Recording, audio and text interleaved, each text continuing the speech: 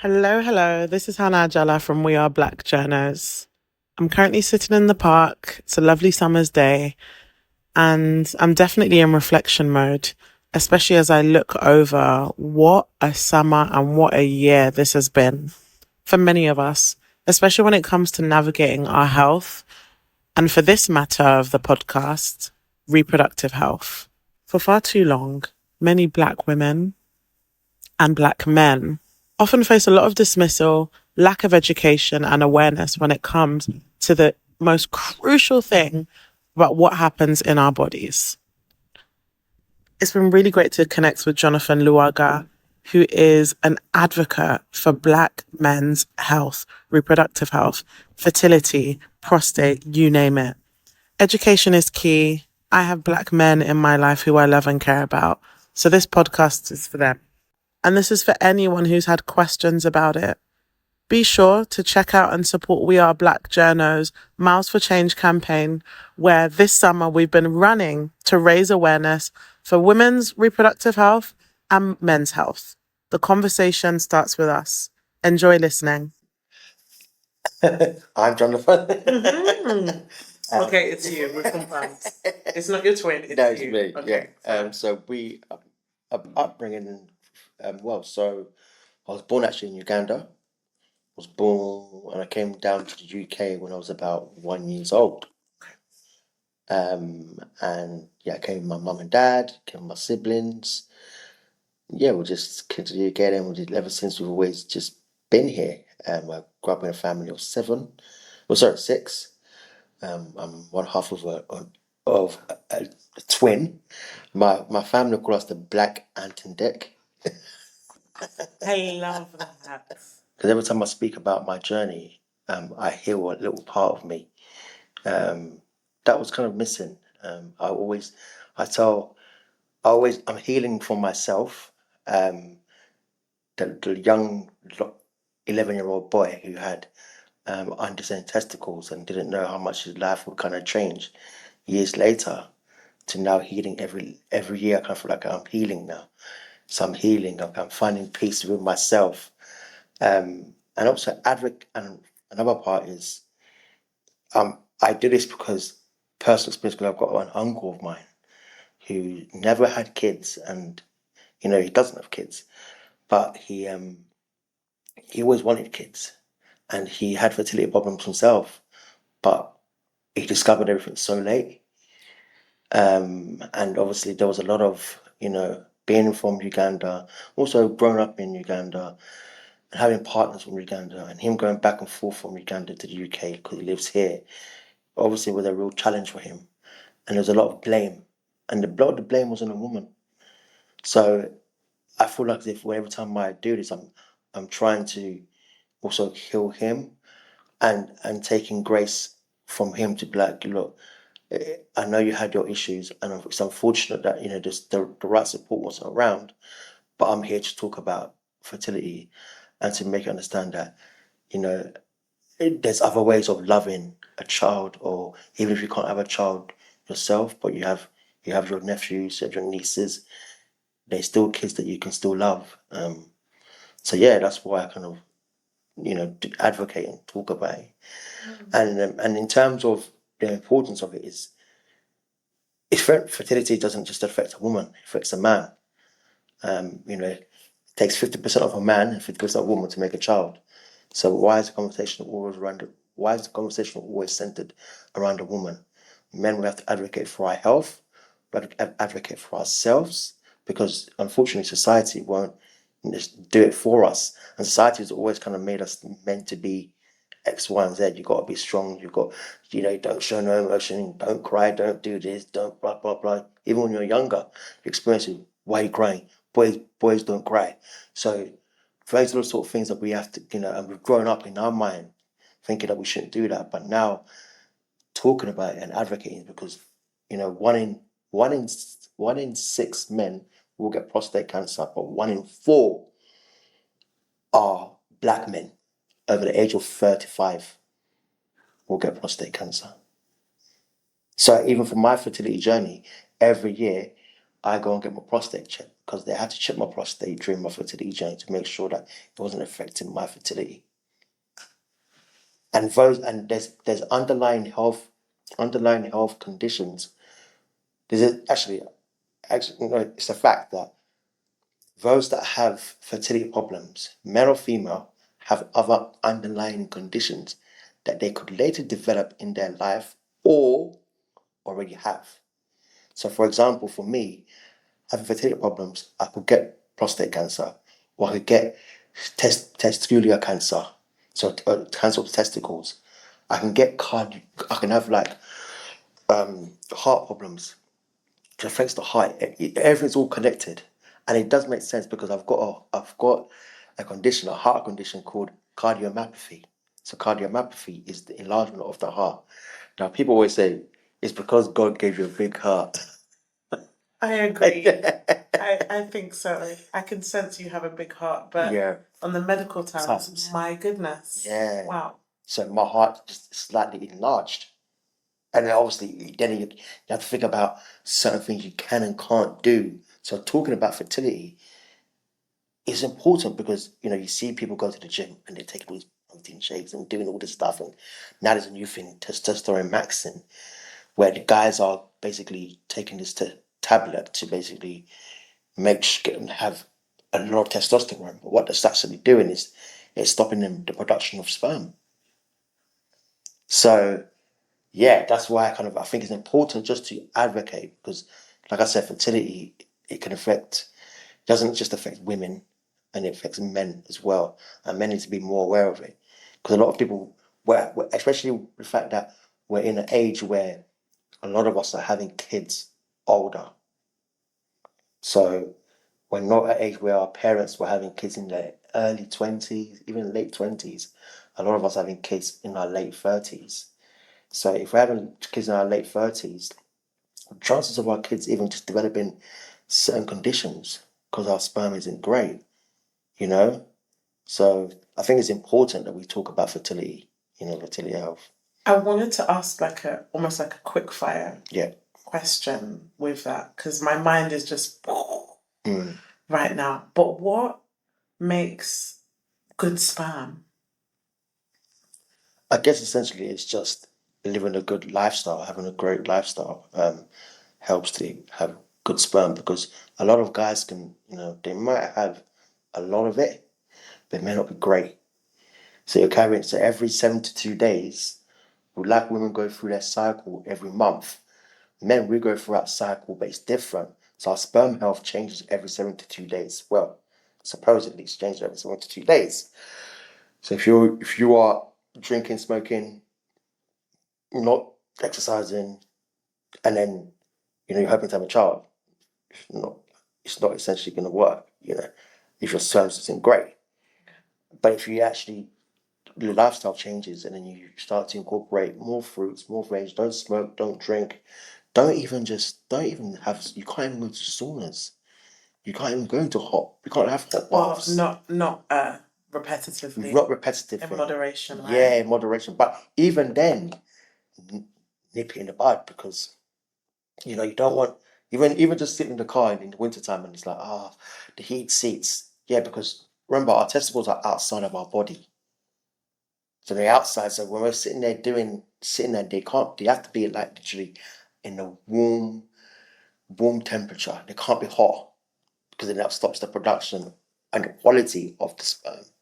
If it's constantly, if your balls are basically constantly warm or hot, constantly, it will stop. Does that affect the conception process when this man that's repeating these habits that are dangerous to his testosterone, does that affect the beginning process or can that be an issue for who he impregnates later on down the line? That could be, I guess, essentially both. Okay. Yeah, it can be both from the beginning or who impregnates later on. Because then, if you're consistently, continually doing those sort of things, you're literally not going to be able to kind of produce. You might be able to if you change your lifestyle, but then even then, I'm an example of my own self. Being in my 20s, after university, just going out. I'm a normal 20-year-old going out, going on holidays, drinking. But I don't smoke, but drinking a lot. And up 9 to 5. It's like, oh, should we go for a cheeky drink on a Friday or Friday? Then you're drinking, then you're like, blah, blah, blah, blah, blah. But me not knowing about my fertility health, it's kind of like I feel as if, what could I have done differently? So we have to rewind because, wow, I just respect so much, whether it's, the various incredible media appearances that you've made where you're very boldly and openly and almost in quite a motivating way sharing your fertility journey, and then also letting that be known to others. But I'd love to know, what was the pivotal moment that made you step up as a public advocate and turn your personal experience into advocacy for other men? And before we even got there, what was life like for 11-year-old Jonathan? Because at that point, you came to the UK when you were 1. So that means all of your formal education is right here. 11, I've got little nephews, so I think you're approaching puberty at that time. Yeah. Can you just kind of talk me through that? Yeah, I mean, for me, for me, 11, you're going through puberty, you're seeing like the changes in your voice starts to break, and you're like, oh my days, and then you start seeing, hairs on your in your armpits, you get hair on your penis area, you're just like thinking, wow, this is all just, wow, scary, it's scary, but then moving on and then finding out that my testicles hadn't actually dropped. Okay. So my testicles hadn't dropped at that, only after. So then I got surgery to basically remove my testicles from the groin area and put them back into the scrotum. Okay, so them not dropping meant that it just that almost like that image that we see in biology. Yes. With like the 2 balls, it just wasn't There. there. Yeah, it wasn't there. What was that surgery experience like? From what I can remember, I just remember being in a lot of pain. And I remember just laying on the couch and family coming to see me. But as you know, Africans and keeping things quiet. What is the word quiet? Yeah. I mean, it was just simply just, how are you feeling? You okay? Yeah. But not even understanding what I actually went through. No one's even asking about the surgery or nothing like that. Just asking, are you okay? Like, I think my family did maybe they did tell, but they just probably said, oh, no, ask about it, or just had surgery. He'll be fine, that sort of thing. And I remember just, obviously the issue actually started because I was playing football and a ball hit a ball, funny enough, hit my groin area.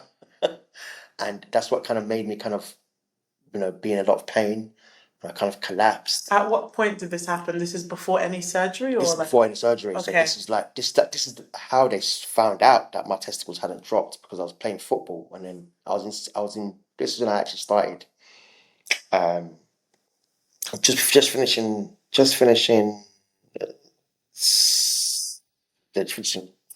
primary, going to secondary. It was like a few months into secondary, and it was just like, oh my days, this is the situation. Like, I mean, like, this is it. And then they were like, okay, we need to do surgery on him. How come your testicles are not in the right area? I'm like, well, I don't know. Also, the one thing I did wish that was available was just the conversation with my parents, to kind of give them that knowledge, or make them understand that maybe Jonathan will have fertility problems at a later date, but nothing was said to my parents, or to me around this. Some doctors still, are still adamant that, yes, you can have undescended testicles, but it shouldn't have an adverse effect on fertility. But unfortunately, it has on my part.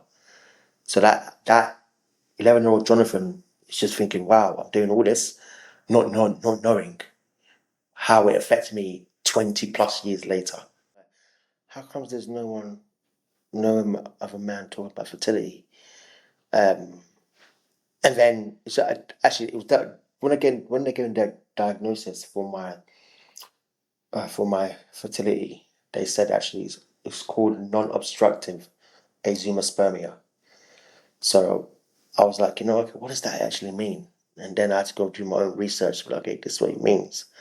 I was like, you know what? It's important for me to kind of talk about this. I mean, I have no, I'm not ashamed of, of speaking about fertility. And so I felt actually, I felt empowered more so to be like, right, I want to wake up. One day after work, I was like, you know what? I want to start talking about fertility. Who can I contact? And I contacted a charity. And it got me, they got me speaking, and then they got me to go to like different events to go and speak. And I was like, actually, this is quite cool because a lot of people are like, wow, we've got a man speaking about fertility. It's not just females that are speaking about fertility. And then even more so, speaking about fertility at work, in the workplace. I'm in a industry, I'm in a place where there's so many men, where thousands of men. And then operationally, there's a lot of men more so than women. So I'm like, wow, how can I really get men to talk about or take their health more serious? There's a lot of, don't get me wrong, there was a lot of squirming and being like, oh, and a lot of laughter. But actually, by end of the sessions, people were really like, oh wow, damn. So fertility doesn't just affect a woman; it affects a man. And that's what I wanted. That's the main push to be like, let's stop blaming women because it's it's always since like society's the first thing you've got to do is if something goes wrong, it's a woman's fault. But actually, no, it's men. You've got an issue, right? Okay, so what can we do to kind of make the situation better for yourself, and just so you can help if you're in a partner with your partner, help your partner. So that's why I kind of felt empowered to kind of speak. It takes a lot of bravery, because it's almost like you're in the perfect place. I mean, work wise, to even follow through with that. You're surrounded by so many men, and I can just imagine the times when that question comes to mind, like how many of these guys are getting checked? Mm, How often are they going to the doctors to ask about X, Y, and Z? Do they make the active steps if they plan to have children? mm, So yeah, there are so many moments that leads towards that. But I love the fact that for you, you woke up and you decided to do it, and so be it. yeah. It's so crucial. And you also mentioned the whole idea of like people screaming and stuff, because whether it's men or whether you're from certain ethnic cultures, a lot of these words and conversations that we're having can often be seen as taboo. Yeah. So when people hear fertility, they almost exclusively think of women, just as you said. Mm, And when they hear prostate, they usually think of age-related conditions later in life, mm. which is for some, but isn't the entirety. Can you explain how the prostate actually functions as a core engine of male fertility? Without getting into the medics, because I know, Hey, hey. I know. But it's just, and where I'm kind of going from it with is you spoke about before how, lifestyle and so forth. But I really just kind of want to debunk the myth that it's too much of a technical thing for people to understand, Mm, especially because the word prostate, it's not usually in our regular convo. So I mm. just really want to break against those taboos. And if you were to say in simple layman terms, what does the prostate mean when it comes to male fertility? Why do a lot of men have to check up on it? So a lot of these questions, Yeah. this next kind of block of questions are going to be demystifying the male fertility and the prostate. Yeah. So So what is prostate? Let's start with prostate, that. the prostate. So obviously, I'm not really great in terms of medically trying to explain anything, but the prostate essentially within the fertility world is that it it will stop you basically from having a child. Basically, essentially, that is, it will stop you because if you get prostate cancer, then you'll potentially not be able to have kids naturally because you're going to go through chemotherapy. So that will stop chemo. Chemo is not good for the it's not good for the sperm production. So a lot of people actually, before they even go through prostate for if they've got prostate cancer, if they're young, they usually go and have a sperm retrieval first, so they get their sperm out, and then they do the prostate. Then they get their prostate checked, and then they go through, if they've got prostate cancer, they go through the chemotherapy, and then that sort of thing. So the prostate essentially will stop you, if not treated, from having kids. Okay. But also in terms of debunking, is a lot of men essentially think that finger at the bum, right? With the medical examination. Yes. Yeah. They work with finger at the bum to get a medical examination, and a lot of men do not want a finger at the bum. Yeah. Yeah. But today we're going to debunk that, because you can do a PCA test, Okay. which is a blood test that basically lets you know if there's issues with your prostate. Okay. And then they'll have to do more of a rigid examination. So for me, they done blood test, and also they done an MRI. So I was in MRI. Obviously, I had to be naked. And yeah. Do you have to be naked in an MRI? Well, because they were checking my prostate. Okay. Well, the lower half, they put cover on. Okay. So the camera can still see. Yeah. But yeah, that's what they kind of done. So that you can have an MRI scan done. So did you do that just for like that extra assurance? No, that's what they told me to do. Okay. It was literally part of my journey, part of the medical procedures that I had to do. So they said you need to do that because you need to make sure that your prostate is not affecting your fertility. And yeah, that's essentially what kind of is. I wish I could give you more of a detailed prostate, but I'm not. No, not at all. Medically, you don't have to be, and I think that's the thing.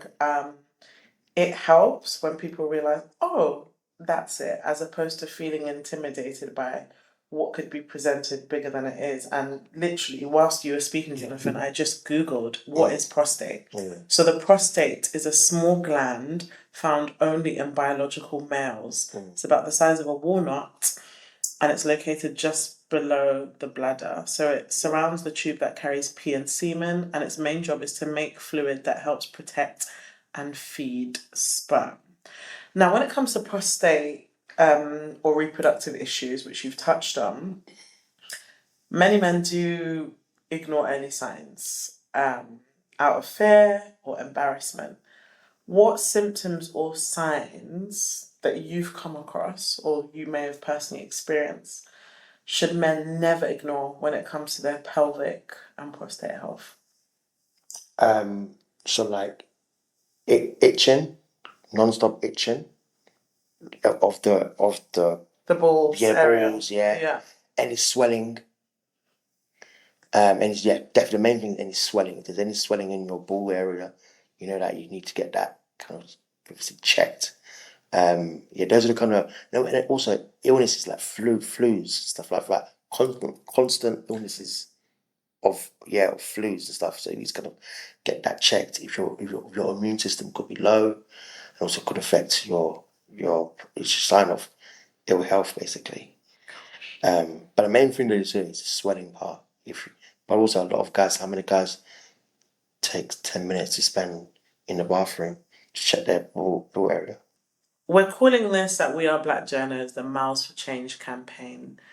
And what do you hope, Jonathan, the long-term impact will be for how Black men approach their health, prostate care, and fertility moving forward? You said at the beginning, I hope that men can come up and be curious and be open and vulnerability. You have to be vulnerable.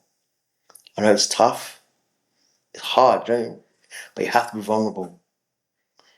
Let go of all the social stigmas that are around about fertility and prostate. Let all that stuff go. Do your own research. Read about things. Talk to people talk to a doctor. Okay, I said doctor. Yeah, talk to a doctor. Talk to a clinician. talk to a urologist, and talk to those that have lived experiences with prostate cancer, and those that have lived experiences with fertility problems, because they're going to give you a real insight. There's a lot more that we haven't even dived into in terms of the actual procedures that the man goes through in the fertility. But what I hope is that, yeah, like I said, openness. We can just really just open people's minds to certain conditions that really affect people. You know, prostate doesn't affect white people. It affects black people. It affects everyone. But actually, black men, we're high in prostate. It's important that we advocate for your fathers, your grandfathers, to those to go and get them a PCA test. My neighbor has had prostate cancer 14 years ago, and he still speaks to it to this day.